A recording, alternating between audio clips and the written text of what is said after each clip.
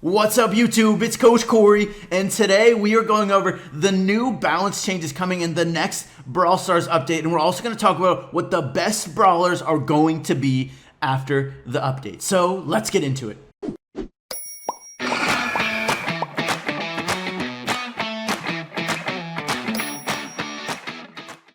Alright everyone, so there's some new balance changes coming in the next Brawl Stars update, and after I go over those, I want to talk about who the best brawlers might be coming in the next update. Now, of course, I want to hear your guys' thoughts as well, so make sure to let me know what you think below. So let's go over the balance changes. Alright, so a lot of the brawlers that were really strong or OP before this update now got some nerfs, thankfully. So starting out, let's start out with some damage dealers. Let's start out with Colt. Colt got a reload speed nerf. His reload speed increased by 0.1 second, about a little bit under 7% increase in his reload speed. So Colt is going to deal a good amount less damage over time. He's still going to deal a high amount of damage in short bursts, which I think is good for Colt to be able to do that. That's his main differentiator of what sort of brawler he is. So he's still going to be good in that damage dealer role, but he's not going to be crazy strong like before. Even in the last meta, I thought Colt was a strong brawler, but not an OP brawler. He's now going to be more of a decent brawler and strong on good maps for Colt. Another crazy strong brawler last update was Ricochet, and Ricochet got a damage nerf in these balance changes. His damage got reduced by a little bit over 6%, so he's going to deal less damage for sure. I think this was a good nerf for Ricochet. The other thing I might have done would have been making his bounces be a little bit slower, because before it just seems like Ricochet is a little bit overpowering when you're in his range. He just does 4 or 5 shots on you right away, and all of a sudden you lose 2,000 health, and then there comes another volley of those freaking bounce shots. So Ricochet is still going to be strong, but he's going to deal less damage, so you're going to be able to survive, maybe take 1 or 2 more hits now than you would have before. So Ricochet's going to get a little bit less kills. He's still going to be good though. Any sort of map where Ricochet was good, he's still going to be one of the best options on those maps. Otherwise, where there's a lot of other brawlers that might be viable, you might take those other brawlers now instead of taking Ricochet just because he was OP. Now he's going to deal a good amount less damage.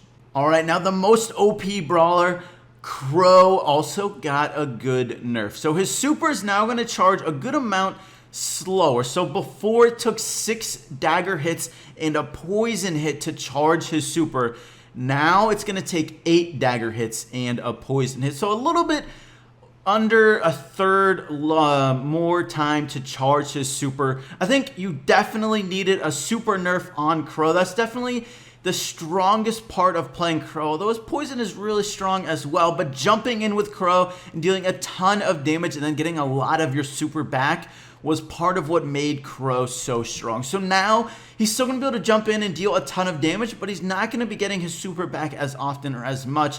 And it's going to be hard for him to be doing as many jumps throughout the course of a game, which those jumps can definitely be game changing. So it's good that he's going to be having less of those. And now for probably the last OP brawler before was Dynamite, and he got his projectile throw speed decreased by 5% on both his main attack and his super. Throw speed increases or decreases are always really interesting for brawlers because it affects them a ton. So it's going to be interesting to see how much this affects Dynamite, because 5% isn't a lot, but he still does a lot of damage per hit, and I think he's still going to be a good brawler, but I think he's going to be really balanced now. So we're going to have to see.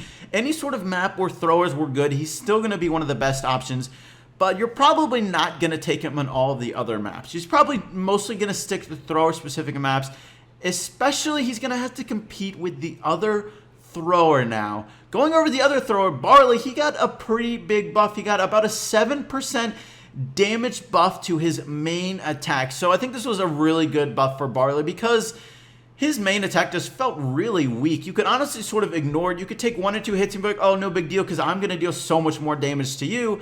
But not true anymore. Barley's going to have a good punch on his attack now, so he's going to be definitely respectable. He's probably going to be balanced, honestly. I think Barley is going to be in a much better position than he was before. He was honestly really underpowered.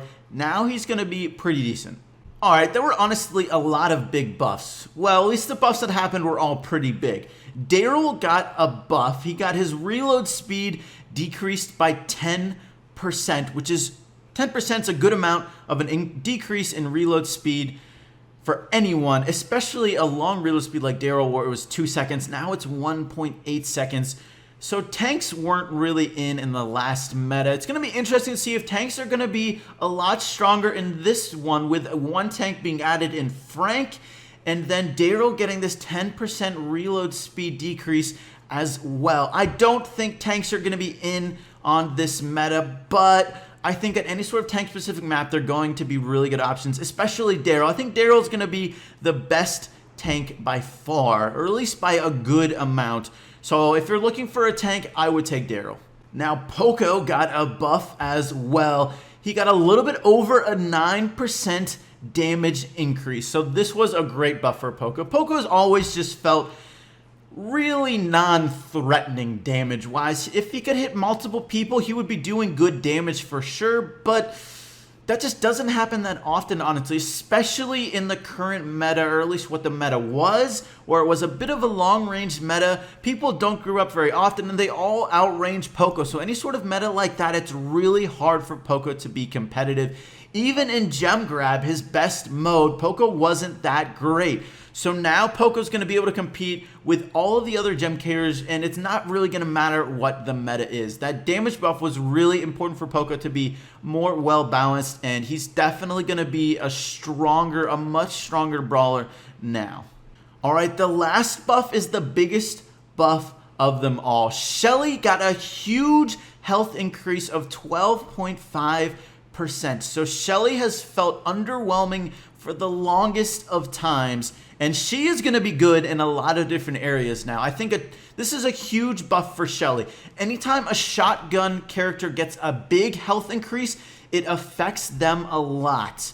Shotgun characters need to be able to survive to get in close quarters. If they can get in close quarters, their damage increases by a ton. So this is really going to help Shelly out. This is going to be a huge buff for her. She's going to be able to survive and either get behind walls and then heal back up. And then she's going to be in a position where it's really hard to deal with her, as now it's that much harder to kill her. And she's going to be in close quarters in your face, blasting you with a shotgun. Alright, so now let's talk about how Penny and Frank are going to impact the meta in the coming update. Alright, so personally, I think Frank is not going to have a huge impact on the meta. If you look at a lot of the gameplay, probably both of these brawlers look a little bit OP in all of our sneak peeks, but this is really just because we're playing bots. And those guys, those two brawlers, Penny and Frank, look even better dealing splash damage, and bots group up so much. And this is really not going to happen that often in real gameplay facing real people, especially with Penny and especially with Frank too even. Both of these brawlers, their damage is not going to be nearly as much as you would think. With Frank especially so, just because everyone knows how slow Frank is going to be. Once you get that one hit in, they're going to be gone. No one's going to stick around for that second hit. This is why I just don't think Frank is going to be that strong, is because of that. Now, he does have a lot of health, but his super is good and bad. It's really good and strong super in that it stuns them, it does a good amount of damage. But breaking walls, while it's a useful thing in general, may not be very good for Frank, as he needs those walls to be successful and be able to get close to people without taking a ton of damage. If you're using Frank and you don't have those walls, maybe you get in range of someone and you go, I'm going to use two or three attacks. Well, you're a sitting duck while you're doing that. People are going to be doing a lot of damage to you, especially with auto aim how it is today. You're just not going to be able to survive long as Frank, and I think this is going to be true across all skill levels, mostly because of auto aim, but just in general because of how slow Frank is. Now, Penny, I think, is going to have a definite impact on the meta, especially in Gem Grab. It's hard for me to say how much of an impact she'll have on Heist, just because it's so different now. I think she'll definitely be usable in Heist, which is probably an interesting thing because he's more of a support brawler, and usually turret brawlers haven't been useful in Heist so far, with Jesse and Pam both not being very good in Heist. And Nita, while not a turret, is a spawner, also hasn't been useful in Heist. I think Penny could be useful in Heist, but I think she's going to have the biggest impact in gem grab. So now, because there's even more people who have turrets now, there's going to be a bigger need for throwers. Throwers counter turrets really well, just because oftentimes you place turrets in hard to reach locations, and throwers can get them no matter what, and typically they can get them without the turret hitting them. Now, that's not going to be true with Penny's turret, because Penny's turret is sort of like a thrower. It can go over walls.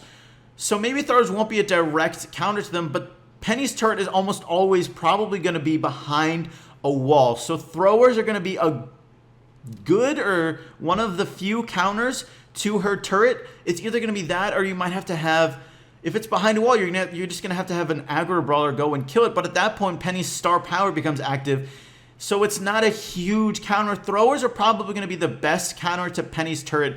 So I think with throwers getting more balanced, with Dynamite getting a nerf, Barley getting a buff, but I don't think Barley's going to be really strong. I think Penny's going to be a really good option in gem grab, and you're going to see a lot of spike. I think there's going to be a lot of spike going around trying to counter Penny to some degree. As far as overall how the meta is going to be, I honestly think this is going to be one of our most diverse metas yet. There's going to be a lot of mid-range brawlers, in my opinion, but I think there's going to be a lot of good options on pretty much every single map, with throwers being pretty well balanced, long range not being really strong, and tanks not being really strong. There's going to be a lot of mid-range overall, but there's going to be a lot of different roles available for everyone to play. So I think this is going to be a pretty diverse meta. But guys, let me know, what do you think the meta is going to be like? How much of an impact do you think Frank and Penny are going to have on the meta, and what sort of brawlers do you think are going to be needed to counter them? Alright everyone, that's it for today's video. Got another sneak peek coming. I hope you enjoyed today's video. Thank you so much for watching, and I will catch you later.